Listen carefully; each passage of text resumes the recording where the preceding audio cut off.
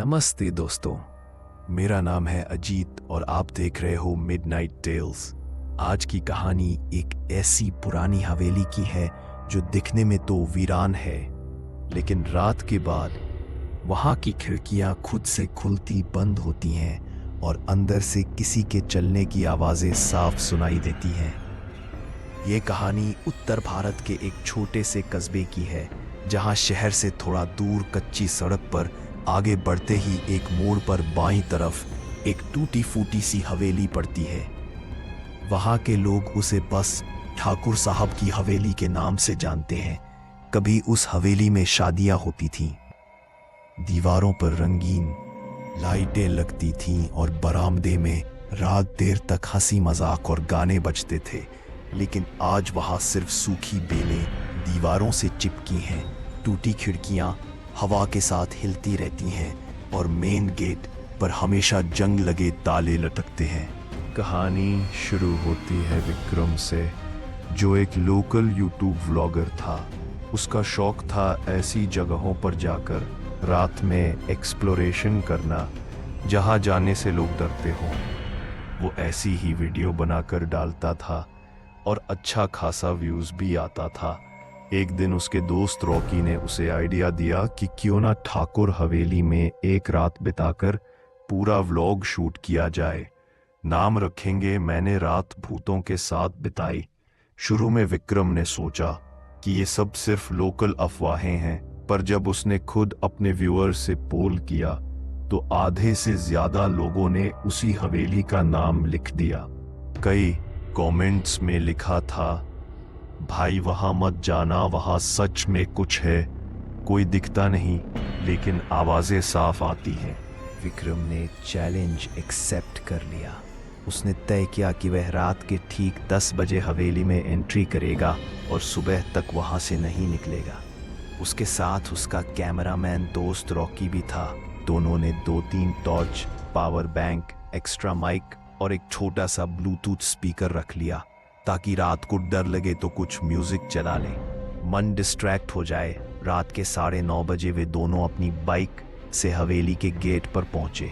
Main सड़क सुनसान थी, दूर दूर तक सिर्फ पेड़ों की परछाइयां और कभी कभी जाती ट्रक की हल्की सी आवाज।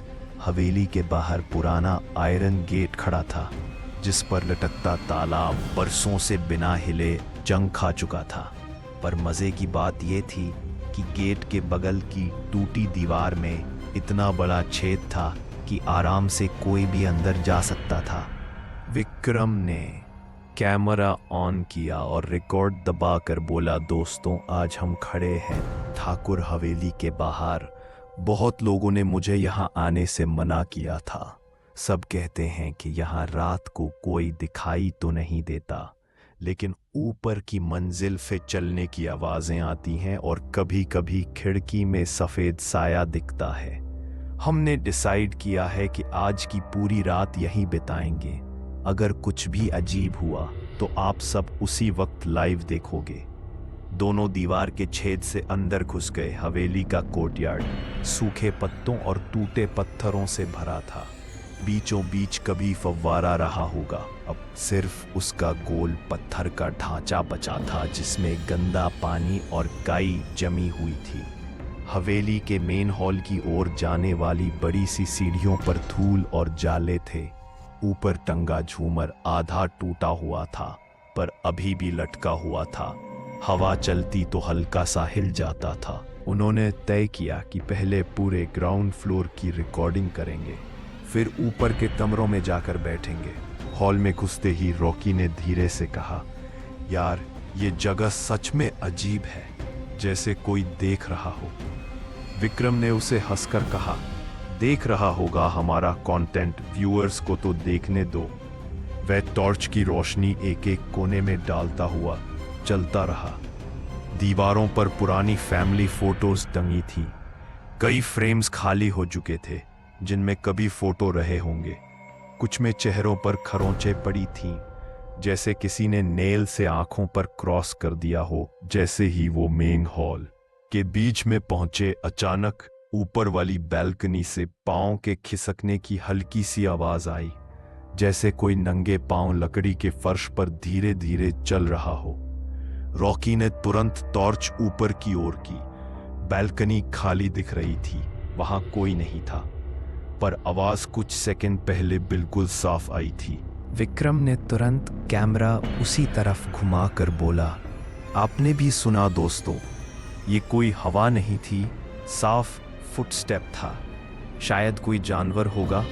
चलो ऊपर चलते हैं और चेक करते हैं। पुरानी लकड़ी की सीढ़ियां चढ़ते हुए हर कदम के साथ चर्र की आवाज आती थी। ऊपर पहुंचकर उन्होंने देखा कि बैल्कनी से जुड़े 3 कमरे हैं। 2 के दरवाजे आधे टूटे हुए थे, तीसरे का दरवाजा बंद था और उस पर पुराना काला ताला लगा था। बंद कमरे के ऊपर किसी ने चौक से कुछ लिखा था, जो मिटते मिटते बस इतना बचा था, रात में मत खोलना। रॉकी ने घबराकर कहा, यहीं तक व्लॉग कर लेते हैं, नीचे हॉल में बैठ जाएंगे। पर विक्रम की फिल्मी हिम्मत जाग चुकी थी। उसने हंसकर कहा, तू डर गया क्या? ऊपर से ये ताला तो नया भी नहीं है, बस शो ऑफ के लिए लगा रखा होगा। उसने ताले को हाथ से हिलाया तो चौंक गया। ताला खुद ही जमीन पर गिर पड़ा। उसे किसी चाबी की जरूरत नहीं पड़ी, जैसे किसी ने बहुत पहले से उसे आधा खुला छोड़ रखा हो। दरवाजा हल्का सा खुद ही पीछे की ओर खुल गया। अंदर से बहुत ठंडी हवा का झोंका बाहर आया, इतनी ठंडी कि दोनों के हाथों पर खड़े रोम कांप गए। रॉकी ने तुरंत कहा, भाई मुझे अच्छा नहीं लग रहा, पर कैमरा चल रहा था और व्यूअर्स के लिए कंटेंट बन रहा था। विक्रम ने उसे इग्नोर किया और कमरे में कदम रखा। कमरा बाकी कमरों से अलग था। अंदर बीच में लोहे का पुराना पलंग रखा था, जिस पर जंग लगे छल्ले और मोटी आयरन चेन लगी थी, जैसे कभी वहां किसी को बांध कर रखा जाता हो। दीवार पर एक जगह पपड़ी उतर चुकी थी। वहां काला सा निशान था, जो थोड़ा दूर से देखने पर किसी के हाथ के प्रिंट जैसा लगता था, लेकिन 5 की जगह वहां 4 उंगलियों के निशान थे। विक्रम ने मजाक में कहा, लग रहा है किसी ने यहाँ 4 उंगली वाला एलियन बांध रखा था।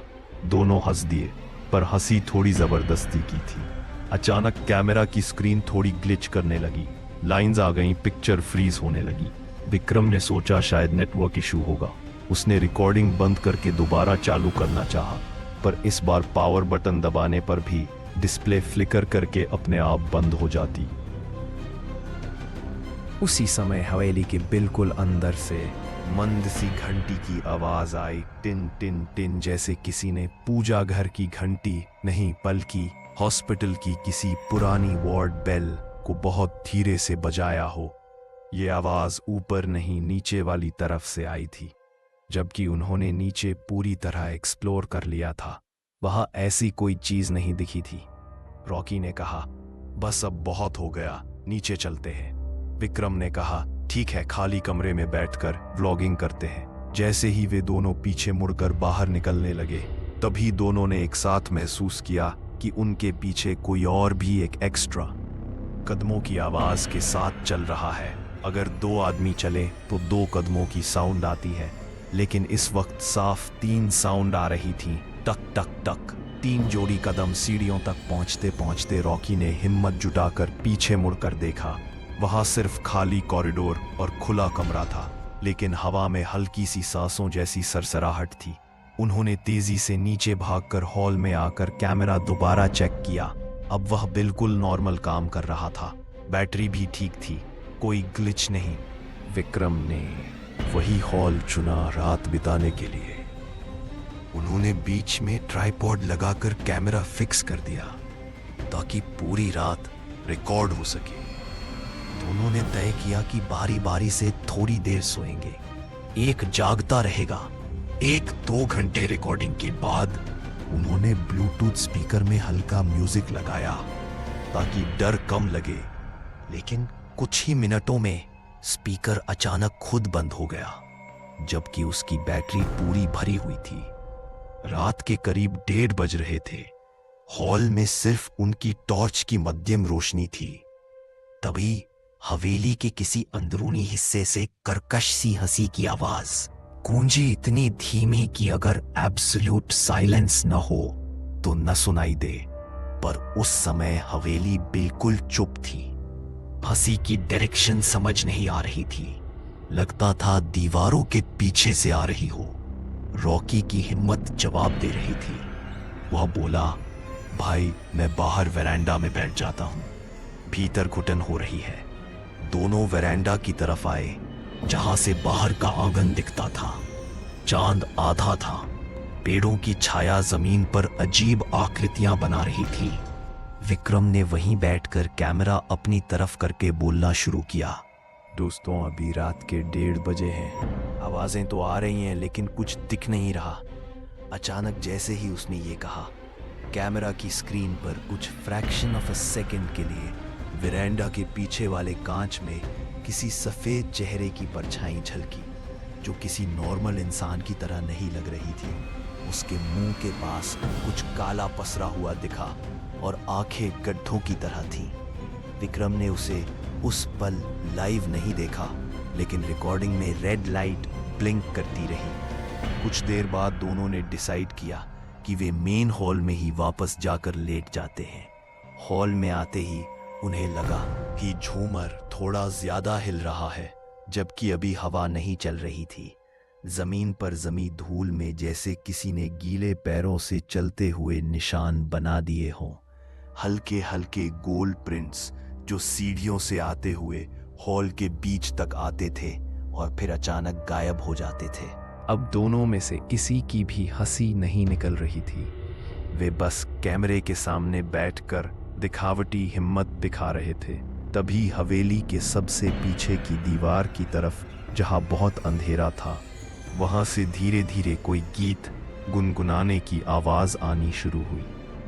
ये आवाज बहुत अलग थी, न साफ और न ज्यादा तेज, जैसे किसी बूढ़ी औरत के सूखे गले से निकली लोरी हो। भाषा समझ नहीं आ रही थी, लेकिन लय इतनी अजीब थी कि सुनते ही रोंगटे खड़े हो रहे थे। विक्रम ने हिम्मत करके टॉर्च उस दिशा में घुमाई। रोशनी लहराते धूल के कणों और जालों पर पड़ी। दूर दीवार के पास एक कोना ऐसा था जहां दीवार पर काली पपड़ी के बीच कुछ पुराने हाथों के निशान दिखे, और उनमें से एक ताजा जैसा लग रहा था, जैसे अभी अभी किसी ने गीले हाथ लगाकर प्रिंट छोड़ा हो। रॉकी ने धीरे से कहा, चल ना बाहर चलते हैं, ये एपिसोड यहीं खत्म करते हैं। लेकिन तभी मेन डोर, जो उन्होंने आते वक्त आधा खुला छोड़ा था, अचानक अपने आप धड़ाम से बंद हो गया। हवेली में गूंजती वो आवाज दोनों के कानों में हथौड़े की तरह पड़ी। हैंडल घुमाने पर भी दरवाजा नहीं खुला, जैसे किसी ने बाहर से पकड़कर कसकर बंद कर दिया हो। अब उन्हें समझ आ चुका था कि ये सिर्फ डराने वाली जगह नहीं है। यहाँ कुछ ऐसा है जो नहीं चाहता कि कोई रात को आकर चैन से बाहर निकल जाए। अंदर की हवा और ठंडी होती जा रही थी। सांस से भाप निकलने लगी, जबकि बाहर मौसम इतना ठंडा नहीं था। कैमरा अभी भी चल रहा था। विक्रम ने खुद को संभालते हुए व्यूअर्स से कहा, अगर ये वीडियो आप तक पहुंचे तो समझ जाना कि हम यहाँ सच में अकेले नहीं थे। रात के करीब 3 बजे अचानक सब कुछ एकदम शांत हो गया। ना कोई आवाज, ना कोई हंसी, बस गहरा सन्नाटा था। और उसी सन्नाटे में हॉल के बीचों बीच जैसे किसी अदृश्य वेट से जमीन थोड़ी सी धंसती सी लगी। एक अदृश्य आकृति के आकार का दबाव धूल में बना, और वहां बैठे दोनों को ऐसा महसूस हुआ जैसे कोई उनके बहुत पास आकर खड़ा हो गया हो, बिना दिखे। विक्रम को अपने कंधे पर किसी बर्फ जैसे ठंडे हाथ का स्पर्श महसूस हुआ। वह चीख भी नहीं पाया, गला सूख गया।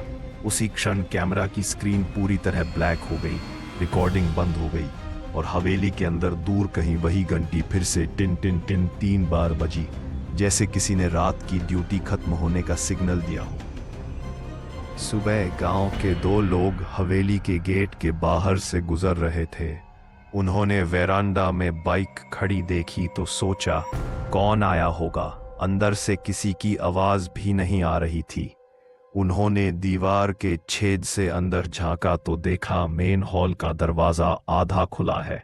अंदर विक्रम और रॉकी फर्श पर बैठे बैठे ही किसी तरह लीन करके सोए पड़े हैं। चेहरे पर डर जमे हुए हैं। उन्होंने दोनों को जगाया उनकी आंखों के नीचे काले घेरे थे, जैसे कई रातों से सोए ही न हो। हवेली से बाहर निकलते ही दोनों की सांसें सामान्य होने लगी, जैसे किसी भारी दबाव से बाहर आए हों। उन्होंने तुरंत गेट पार किया और पीछे मुड़कर भी नहीं देखा। बाइक स्टार्ट करते समय रॉकी का हाथ कांप रहा था। विक्रम के पास इतना होश था कि वह बस कैमरा को कसकर पकड़े हुए था। घर पहुंचकर जब उन्होंने रात की रिकॉर्डिंग देखनी शुरू की तो शुरू के फुटेज नॉर्मल थे, लेकिन जैसे ही रात के 1:30 से 3 के बीच का हिस्सा आया, सारी फाइल करप्ट दिखाई देने लगी। स्क्रीन पर सिर्फ काले धब्बे और अजीब अजीब आकृतियां बनकर मिट्टी दिखाई देती। कभी कभी 1 सेकंड से भी कम के लिए वही सफेद चेहरा फ्रेम में झलक जाता, जो वेरांडा के शीशे में दिखा था, जैसे किसी ने खुद अपना चेहरा रिकॉर्डिंग में चिपका दिया हो। सबसे ज्यादा डरावनी बात उन्हें आखिर में दिखी वीडियो के बिल्कुल लास्ट फ्रेम में, जब रिकॉर्डिंग अपने आप बंद होने से एक पल पहले स्क्रीन के बिल्कुल पास किसी के होठों के पास से 2 शब्द फुसफुसाहट की तरह सुनाई दिए, यहीं सो जाओ। उसके बाद कैमरा खुद बंद हो गया, जबकि बैटरी अभी भी आधी भरी हुई थी। उस रात की पूरी अनकट फुटेज आज तक यूट्यूब पर अपलोड नहीं की जा सकी। जब भी विक्रम उसे पूरा फाइल अपलोड करने की कोशिश करता है, प्रोसेसिंग फेल हो जाती है और सिस्टम में सिर्फ उतना हिस्सा बच पाता है जहां तक हवेली सामान्य दिखाई देती है। उसके बाद वाली सारी फुटेज या तो करप्ट हो जाती है या अपने आप डिलीट। कस्बे के लोग आज भी कहते हैं कि ठाकुर हवेली के अंदर जो भी पूरी रात बिताने की कोशिश करता है वह वापस तो आ जाता है, लेकिन उसकी आंखों में हमेशा ऐसे ही रात के साए बसे रहते हैं, जैसे वो अब भी किसी और के साथ बैठा हो। कभी कभी रात के बाद गुजरने वाले लोग कहते हैं कि उन्हें हवेली की ब्रोकन बालकनी से 2 नहीं 3 परछाइयां नीचे आंगन की तरफ देखती हुई दिखती हैं, जबकि अंदर ऑफिशियली कोई नहीं जाता। दोस्तों, अगर आपको ये हॉरर स्टोरी पसंद आई हो तो चैनल को सब्सक्राइब करिए, बेल आइकन दबाइए ताकि जब भी अगली डरावनी कहानी आए सबसे पहले आपके कमरे में उसकी आवाज़ गूंजे। मिलते हैं अगली वीडियो में।